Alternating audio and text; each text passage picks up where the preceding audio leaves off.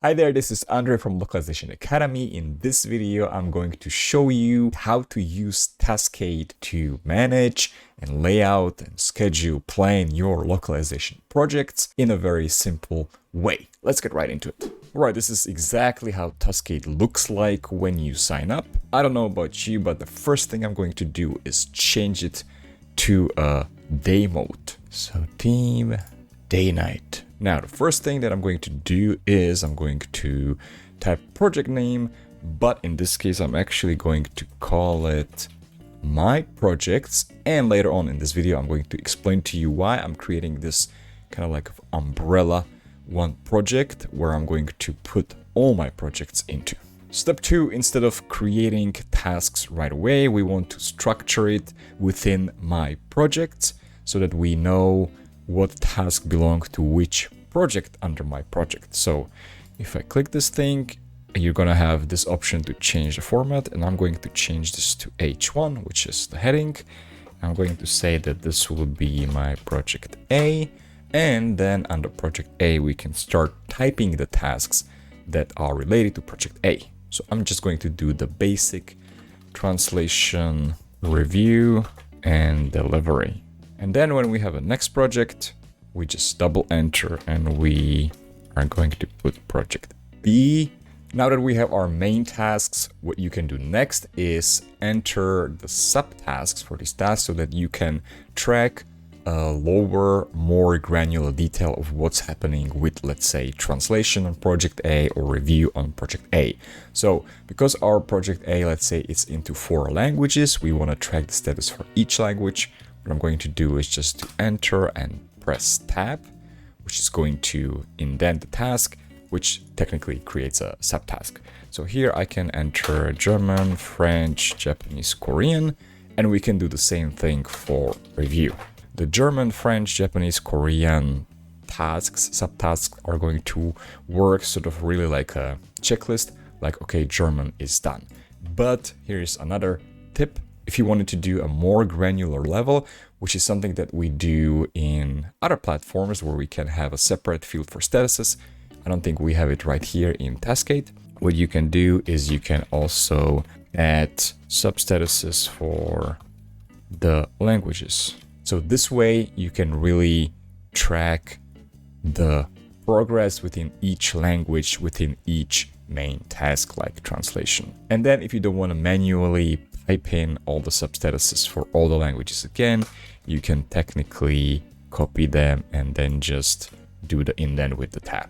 But I won't bother with this. This is just to show you that this is also possible, and this is one way how you can add more level of detail to your tasks. Next thing that we're going to do is start with the scheduling. So that will be next step. So you do that if you hover over translation. On the right side, you're going to see these add-ons, and add-ons add more, I don't know, let's say features to the task. So we want the due date.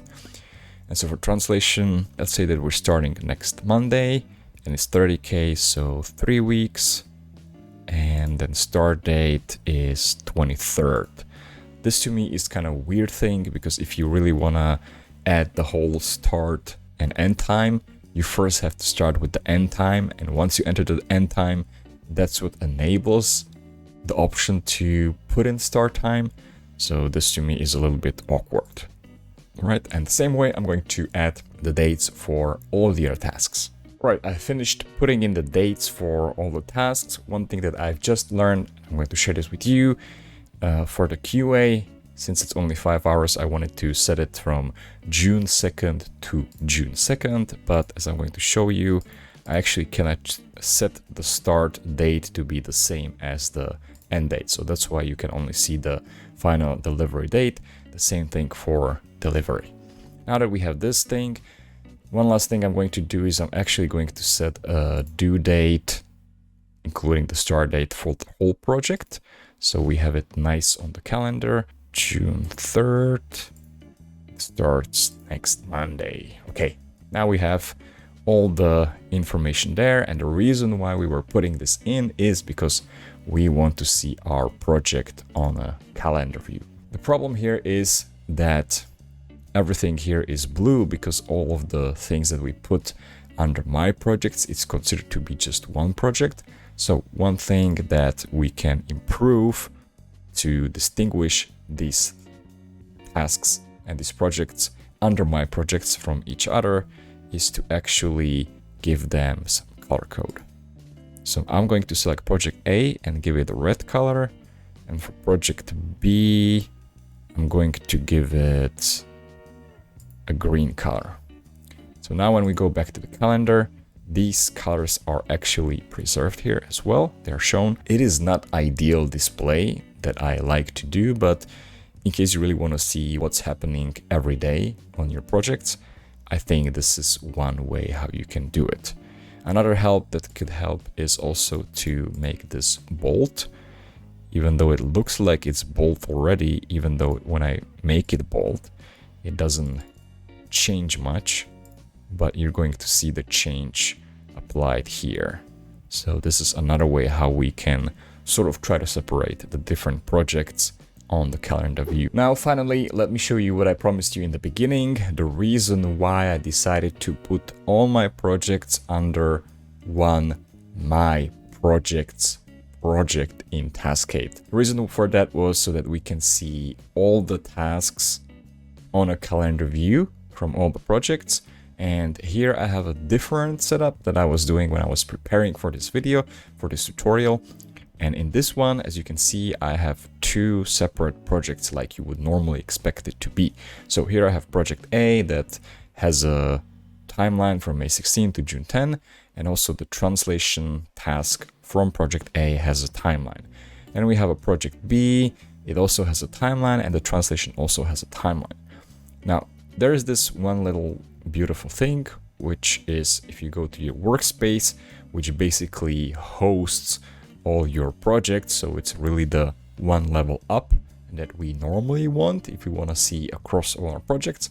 And it also has this nice roadmap view, which even has this nice timeline view. I think this would be normally perfect because you can zoom in and zoom out. But here is the problem that I'm just showing to you right now.